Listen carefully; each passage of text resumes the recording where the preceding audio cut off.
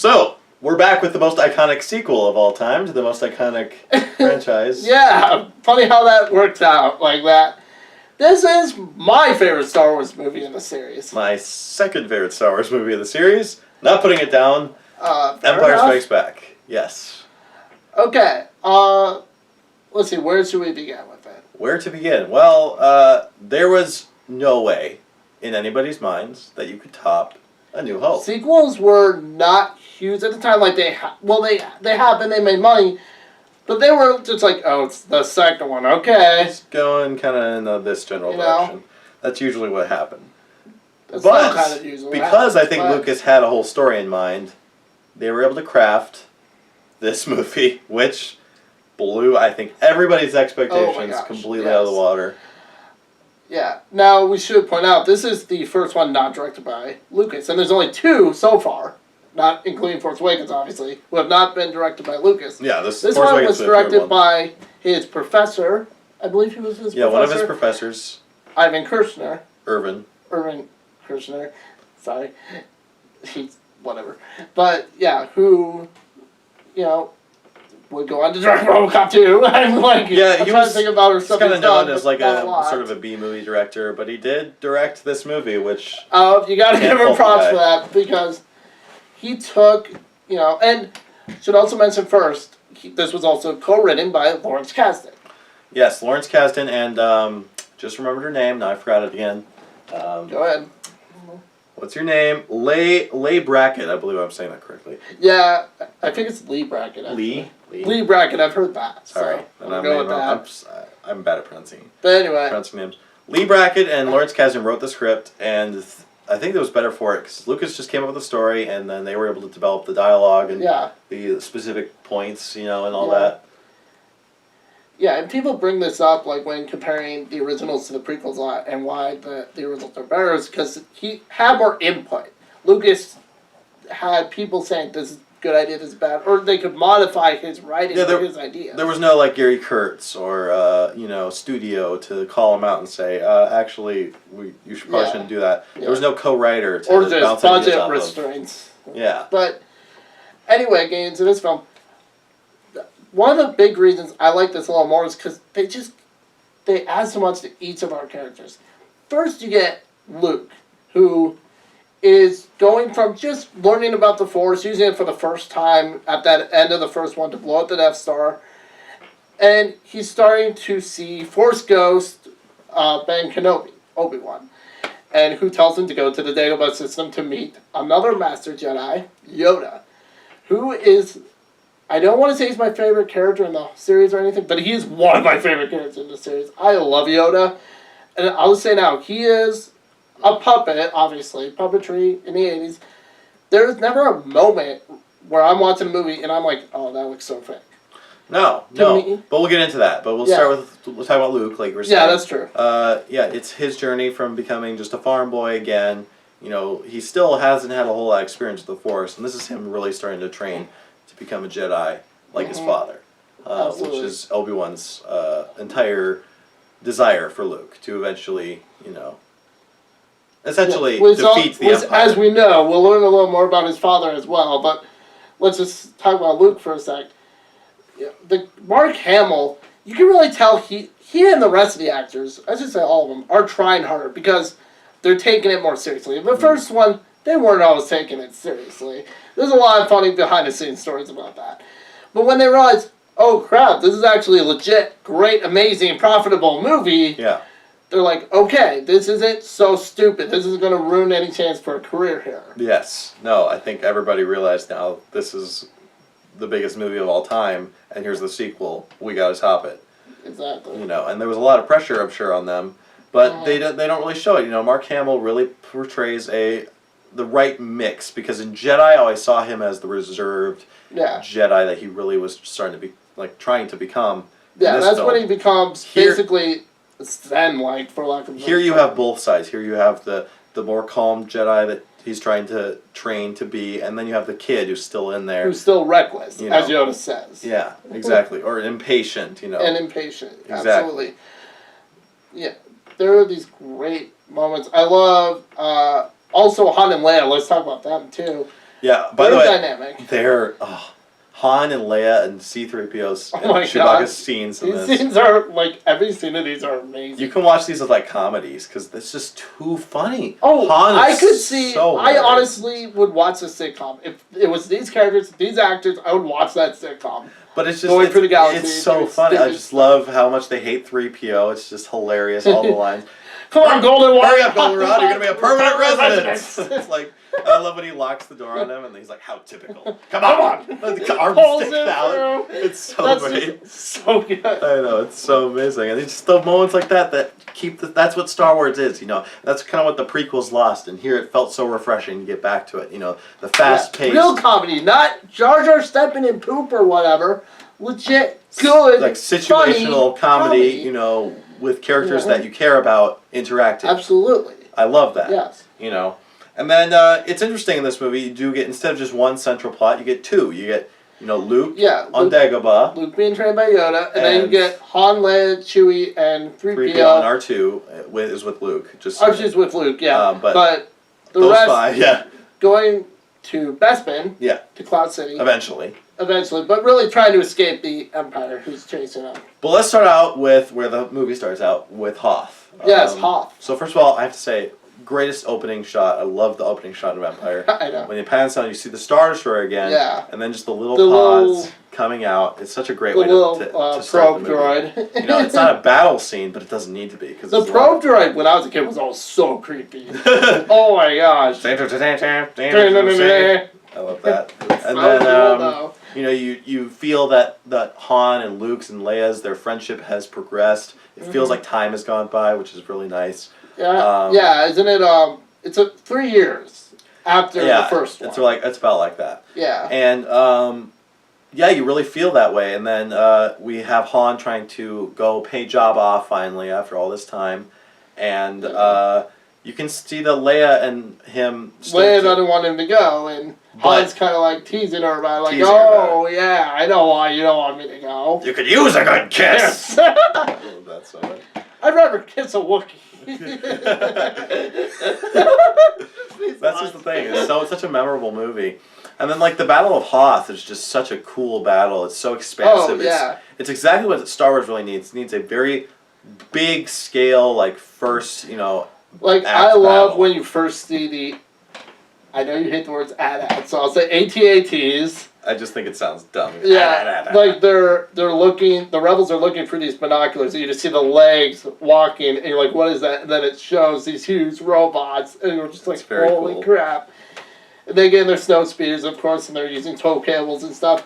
There is one mistake, and it's been pointed out, but I feel like because it's a review, I want to point it out. To be fair, well, if you're talking about the neck thing, I think maybe. Yeah, that's what I was going to talk about. Well, it's like. Yeah, the armor's too strong for blasters, and then apparently that's not true because they shoot it. But it's like maybe that's a weak spot. I would thought like maybe that's it. I don't know. I just love their attack pattern where he like shoots the leg and like hits the top of the body and misses all the other shots. And it's like, well, nice attack pattern there, Luke. Yeah, that was really bad, but it's a really, really fun opening. And it's a really cool sequence. You know, it feels very large. You know, that's what it needed to do.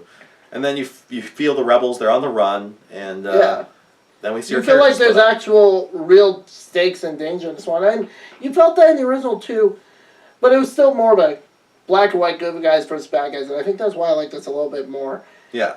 Simple stories are excellent. Again, Star Wars, love the movie, but I love that you feel like all these characters are in danger. Like someone could maybe even die, we don't know.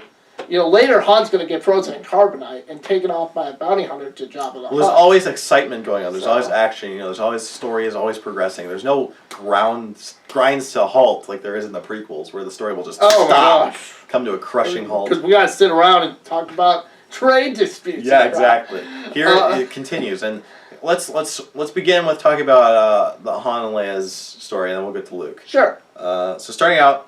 I really love the asteroid field sequence. I think it's just so cool because first of all, I love. Can we first the setup to it? So they go near the asteroid field and they're running from TIE fighters, and Han's about to go in. And everyone's like, "What? That's a terrible idea." And C-3PO, I always blank on the number. I'm sorry, but he says the odds basically, and the odds of successfully navigating an asteroid field are Are 3,270 to 1, I believe. Never tell me the odds. I love Han's remark to that. No, Han is totally just sassing 3PO the whole time, and I really love that. It's just, I love their relationship. Yeah.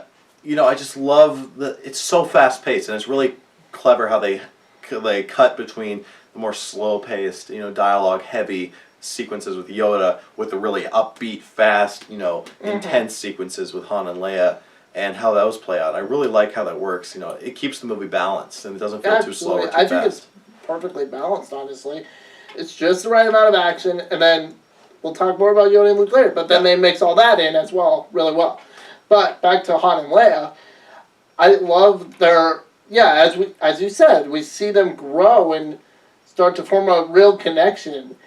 And, I love the John Williams score, by the way, here. We'll get to that at the end. We'll talk about the technicals at the end. But just talking about the story. Fair enough. Yeah, I agree. And then, like, when they go into the space slug, I love that. I love... this is okay. You know, I love their interactions again. I love the quick takeoff. Yeah. The fact that the Empire is pursuing them. And how Han is able to eventually elude them and get going to Bespin. Which is also another great location in Star Wars. Great scene. Yeah. We introduce one of my favorite characters in Star Wars. The first Lando black guy to Calrissian. ever be in a Star Wars movie. Lando he had a lot going for him because he was the new character. He had to prove himself, being original, new, different. Still is. Guy's great. I love Lando's character. Yeah. The interesting thing though is he starts off basically as a villain. Like it's understandable why he portrays Han. It's kind of funny because I do see both sides. Because can I point out one thing that I have a problem with? Go ahead. One issue I've always called out. It's like, how did the Empire get there first? Okay, so the fleet breaks up, right? Mm-hmm. The Millennium Falcon detaches from one of the Star Destroyers before it enters hyperspace. Pretty much immediately after that, they find Bespin and go to Bespin, right? Possibly a few minutes. I mean, right? I'll try to defend it. I think Boba Fett, he's following him. He still has communications with the Star Destroyer where Vader is and everything. So he must be saying, I'm following them. I got them on my... But the Empire arrives first to Bespin. Well, he's there too, so I assume he, told them, okay, I figured out where they're going. And but then that's already when they're in hyperspace. That's true.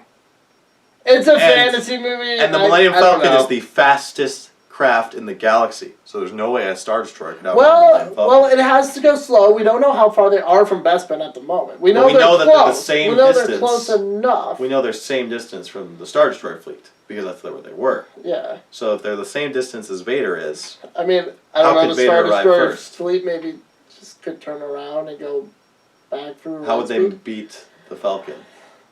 The Falcon is going slower than it can because of the repairs that need to be done. I mean, we know that... That's true. You know, they don't go into hyperspace, but that means they're pretty close. And I think the Falcon is still considered a fast ship, even if it's not in hyperspace, right? You know, it's just a small freighter. It could probably outrun a Star Destroyer, you know. That's true. I don't know. You know, it's just that's just one thing for me that always bothered me. But...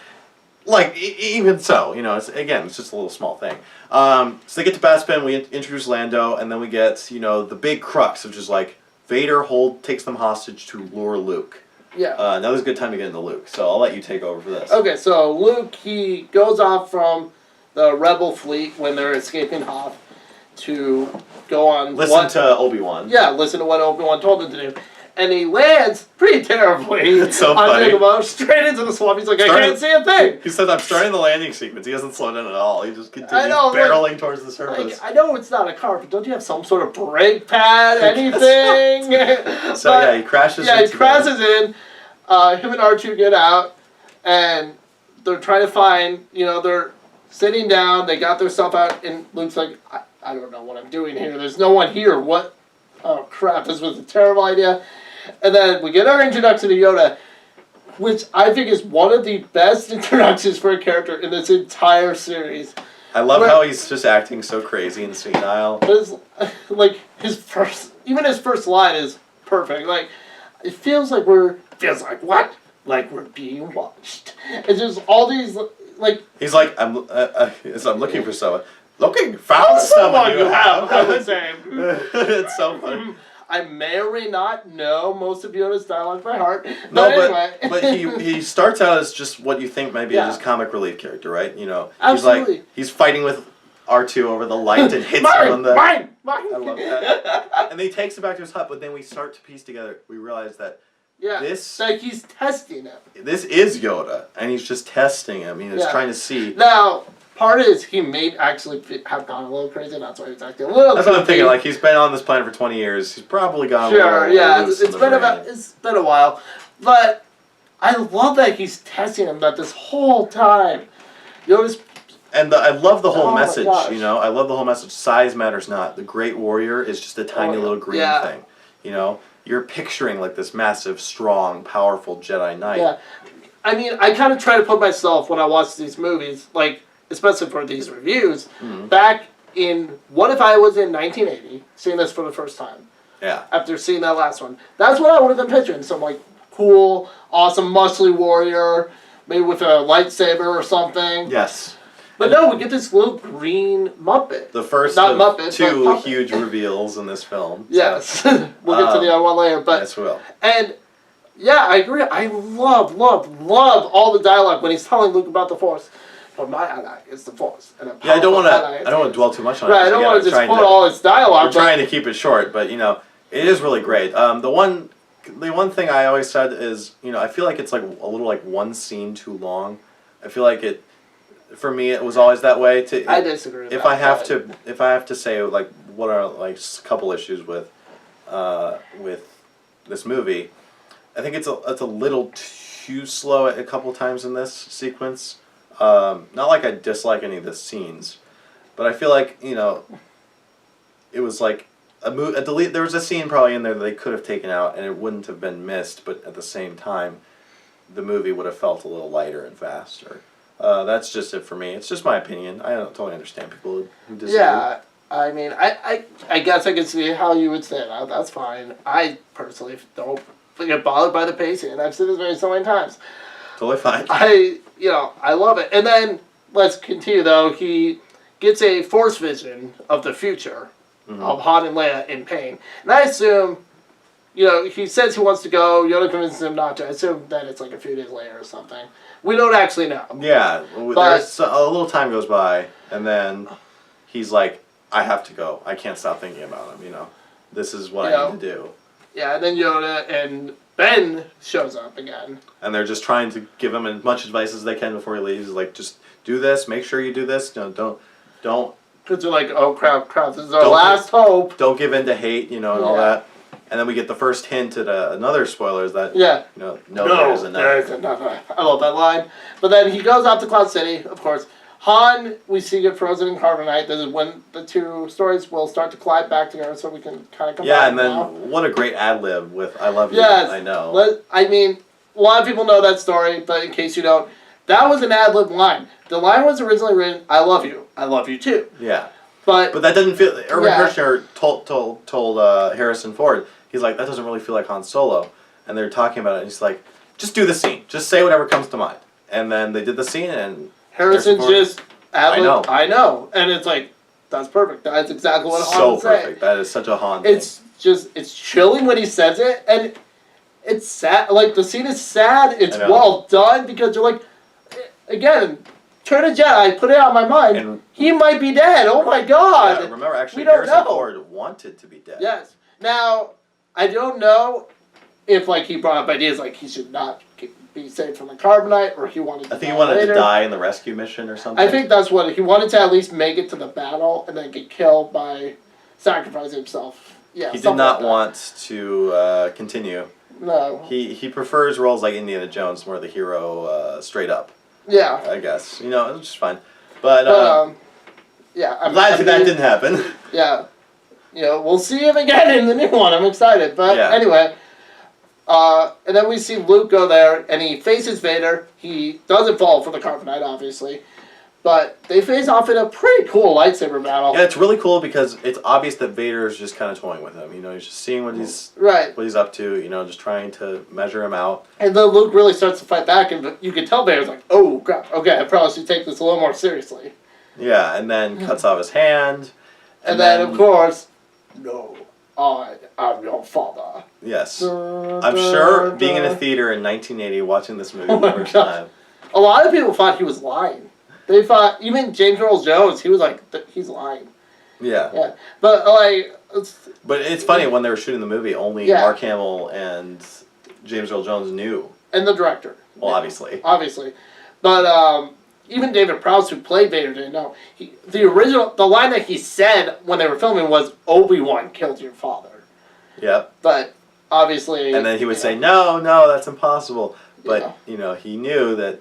They pulled him to the side, like, okay, ignore what he's saying here. This is the real line. Just react to that line. And it's great that they were able to keep that secret. Good. It's really cool that they were able to keep that under wraps. God, in the day of the internet, that'd be so much harder. I know. Although Force Awakens, they nice do work. a pretty good job. Yeah, if there's big spoiler here, I don't know about it. So I don't know. We'll see tomorrow. Yeah, I am boycotting the internet tomorrow. Just gonna say that. But anyway, yeah, and then of course he basically commits suicide because he doesn't know Leia and those guys are going to come back and save him. Yeah, Luke's always been the guy who's just he's not going to be the person to turn. So he almost basically chooses death over joining his father. Yeah, join me and live. He's like, nope, dies.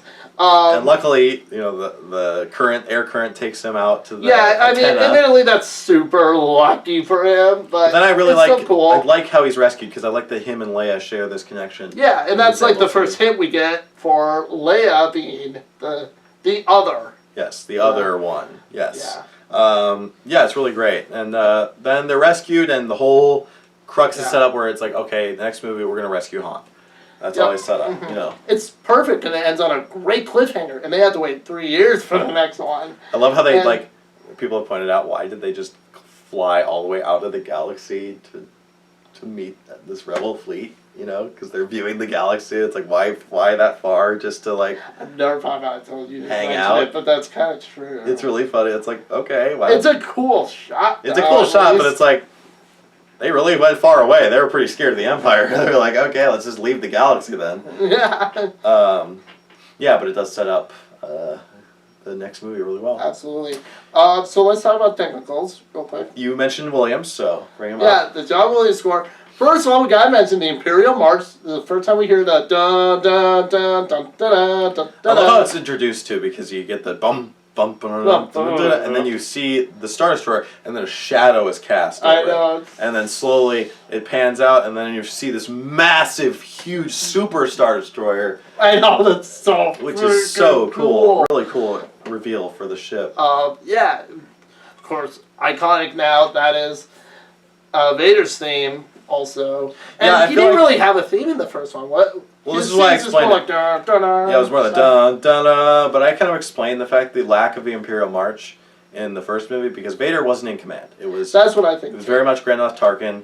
He was in control, but now it's Vader is. Yeah, we haven't talked much about Vader except for at the end, but Vader's a badass in this one. Oh, this one he's very threatening. I mean, if you screw up, he'll force choke you. He'll just kill you on the spot. I love.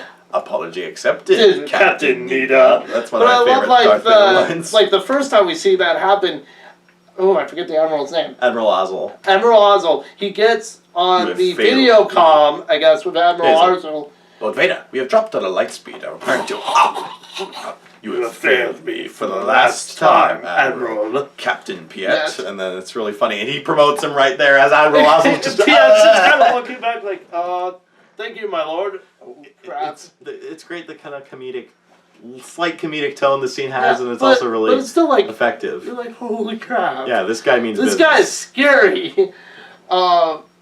Just so many great moments like that. The stormtroopers are awesome in this. I love seeing the armies of stormtroopers on. Well, I want to say quickly, James Earl Jones as Vader is such a great performance. Just the commanding tone. I didn't mention this in the first one, but the funny thing is he didn't want to be credited for the first movie. Thank God he changed his mind on that. But ironically, he was in Exorcist 2 the same year, and he was credited for that. Really? I just find that hilarious. Well, thank God he was credited, because he has a lot of name recognition just from Star Wars. So absolutely. But, yeah, it's just these things like that. Also, Yoda's theme. I get chills every time I hear that. It's so good. Na, na, na, na, na. It kind of reminds you of, E.T., Well, I was going to mention, if you listen carefully, in the shot in E.T. when it's Halloween and they're walking down the street and the kid in the Yoda mask comes up, John Williams, who also did E.T., starts playing the I didn't notice that. Does he really? You never noticed that? I honestly haven't. Yeah. I haven't seen the movie in a while though. We'll have to. That's terrific. We have to watch it. I'll show you. It's so cool. That's great. And it fits perfectly too. So yeah, everything in this movie just is very excellent score wise, and then the sound design's great as ever. You know what Ben Burt brings to the universe, very cool. Yeah, we keep having to mention him. Yeah, and the effects are also very excellent. You know, I love the walkers that they use miniatures, but they look real. You know, yeah. Same with the original. Like I forgot to mention this, but the miniatures look great, even in the original versions of these movies. Every once in a while, there's like a shot where I'm like, oh, that looks kind of fake. But they do look. Most of the time, they hold up well, even now. Yeah, they're very well shot. ILM is an amazing. Yeah, Lucas did make ILM basically, so thank him for that. So very well done stuff there. You know, the whole package it shows a lot of individual people bringing the best work they possibly can to create another excellent follow-up to absolutely Star Wars. Yeah, I guess we should wrap it up. Yeah, probably. Because I can't think of a lot else. But yeah, we could be talking about this for a while. I really could. Cause this is, I call this my favorite movie kind of as a default because it's kind of hard for me to think of. It kind of changes off and on. But it's definitely in my top 5. I adore every second of this movie. I could watch this movie 100,000 times more. I would never be bored, honestly. By the way, quick cool note, Billy D. Williams signed my copy, and okay, if you must, tell the story. I'll give you permission. I wasn't going to, but okay. So Sean was at a convention. I set this up. I had not seen a lot of Star Wars interviews with Billy D. Williams. So I knew he was going to be at this convention, though. So you were in line, and you walk up to the counter. I saw a guy who looked like Billy D. Williams from the 80s.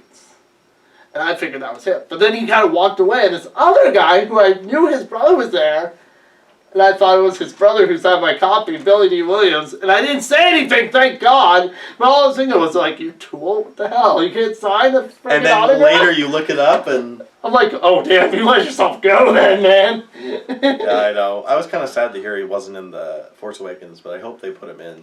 I know I was going to ask him that, but then I was so distracted by that stupid blunder. But yeah, had I not been, I would have totally asked him, like, sir, are you going to be in Force Awakens? Because this was like 2012, so this was years ago. But anyway. Well, you wouldn't have even known it was called Force Awakens at that point. Well, I would have said Star Wars 7, but same thing, really. But anyway. Overall, amazing movie, great follow-up. This is, I love this movie, man. I get chills watching it. Can the Force Awakens be on the same level? We'll see. I hope so. I'm going to go in with as optimistic as I can. Yeah. But, But, to rate this movie, 5 out of 5 stars. 5 out of 5 stars. As if there was any doubt. Was there? Alright, thanks guys for watching. Like, comment, subscribe on his video here. Check out my channel, youtube.com/RotoShane. And may the force be with you all.